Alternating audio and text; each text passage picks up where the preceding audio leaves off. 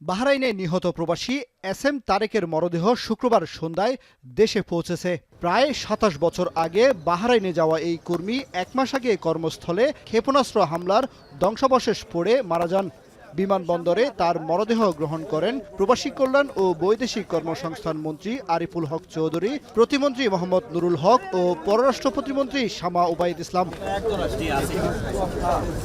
প্রবাসী কল্যাণ মন্ত্রণালয়ের পক্ষ থেকে অনুদানের চেক সহ নিহতের পরিবারের কাছে মরদেহ হস্তান্তর করেন তারা। পরে ঢাকা থেকে তার মরদেহ চট্টগ্রামের উদ্দেশ্যে নেওয়া হয়। প্রবাসী কল্যাণ মন্ত্রী বলেন, মধ্যপ্রাচ্য সংঘাত পরিস্থিতিতে প্রবাসীদের নিরাপত্তা ও সচেতনতার জন্য দূতাবাসগুলো কাজ করছে। প্রবাসীদের বিষয়ে সার্বক্ষণিক খোঁজ খবর রাখছেন প্রধানমন্ত্রী।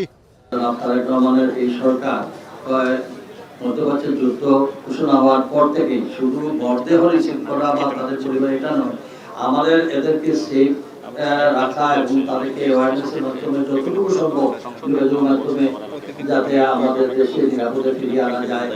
পররাষ্ট্র প্রতিমন্ত্রী জানান, মধ্যপ্রাচ্যের যুদ্ধে নিহত সবার মরদেহ দেশে আনার চেষ্টা করছে মন্ত্রণালয়। ফ্লাইট জটিলতায় দেশে আটকে থাকা প্রবাসীদের ভিসার মেয়াদ বৃদ্ধির লক্ষ্যেও সংশ্লিষ্ট দেশের সঙ্গে আলোচনা চলছে।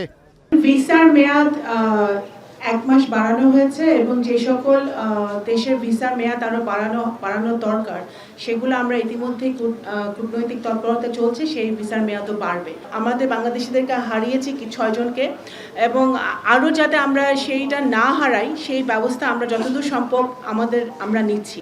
মধ্যপ্রাচ্যের যুদ্ধ পরিস্থিতিতে অনেক প্রবাসী চাকরি হারিয়েছেন, অনেকের বেতন নেমে আসছে অর্ধেকে। এমন অবস্থায় শ্রমবাজারের সংকট তৈরি হবে কিনা জানতে চাইলে প্রতিমন্ত্রী বলেন, যুদ্ধের কারণে শ্রমবাজারে সংকট তৈরি হবে না। চলতি মাসে মালয়েশিয়ার শ্রমবাজার উন্মুক্তের বিষয়ে দেশটির সঙ্গে আলোচনা করা হবে। আগামী ৮ এপ্রিল আমাদের মন্ত্রী পর্যায়ে মালয়েশিয়ার শ্রমবাজার ওপেন করার জন্য একটা মিটিং হবে, থাইল্যান্ডের একটা মিটিং হবে এবং অনেকখানি এই কাজে আমাদের অগ্রগতি হয়েছে। আশা করি আমাদের এই ক্ষেত্রে খুব বেশি কর্মসংস্থান তৈরি হবে না।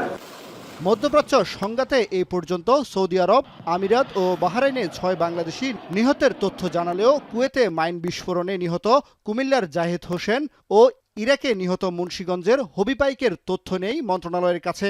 নিহতদের মধ্যে এ পর্যন্ত বাহরাইন, সৌদি আরব ও আরব আমিরাত থেকে ৩ জনের মরদেহ দেশে আনা হলো।